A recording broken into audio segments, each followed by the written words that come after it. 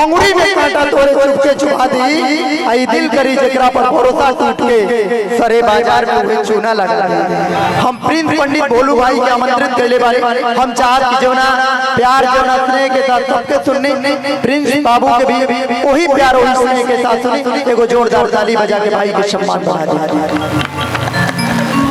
Hello hello hello hello हम बहुत बहुत धन्यवाद आदरणीय बड़े भैया मोनू भैया के देतनी कि हमरा ऐसा एगो अबोध कलाकार के मंच पर आवे का मौका मिलल हमरा खातिर ऐसे बहुत ज्यादा खुशी भइल। टीपू भैया और पंकज भैया का टीम आदरणीय बड़े भैया जेडी भैया बैठल बानी कृष्णा मिट्टू भैया और निकी राजी और और बहुत ही सुंदर भाई हम भाई के मंच पर नहीं तो बहुत ही सुंदर इनके पास हम का कहीं इतना अच्छा यहाँ का कीबोर्ड प्लेयर प्ले करता नहीं। हम चाहते हैं आप सब एक बार ताली बजा के बालक के आशीर्वाद दीजिए जा ए भाई के दिल से स्वागत अभिनंदन बा।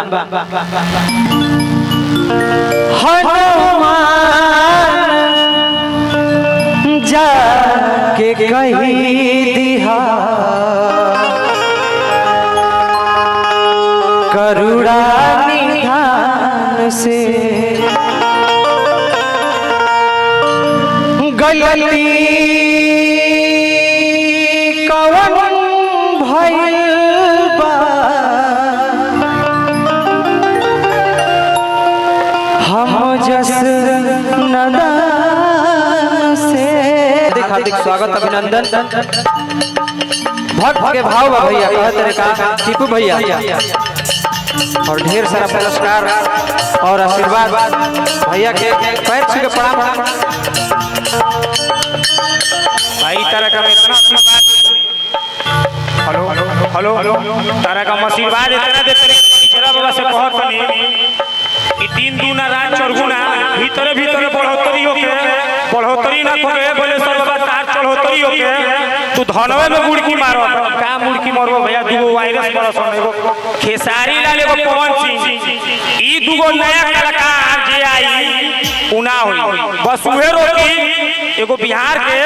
नारदी विदा के गायक कमलबास कुंवर के शीश आने वो कमला के ई दू जना के जे चेला बनी उहे मार्केट में हीरो रही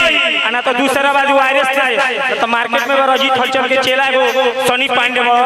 खाली खेसारी लाल के संबंध में तब हीरो बनो ओई जगिया ना तो जीरो ई दू जना लोग के आगे कोई बढ़े नहीं के देख दे आई तो ई दू जना बाबा अब मैं जानते नहीं बात पर कहां से कहां तक ले जाई बाकी कोनो डर भय के बात नहीं के भैया ठीक बा भाई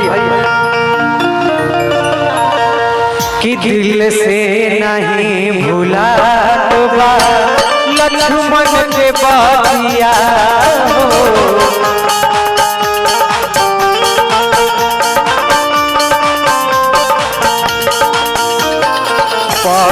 के याद बीतता दिनवाई रातिया हो क्या बात है दिल से नहीं भूला तो बा लक्ष्मण के बातिया हो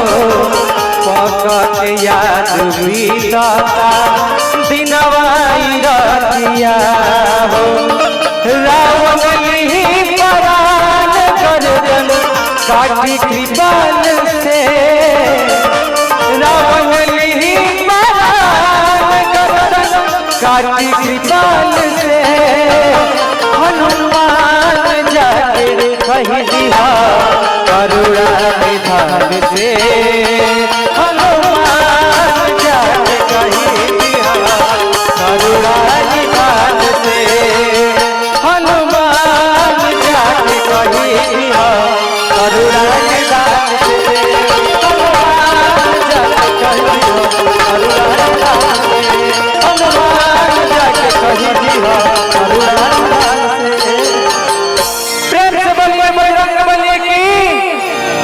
और आइए आप सबके ऐसा ही एगो छोटा सा निर्गुण सुनाओ।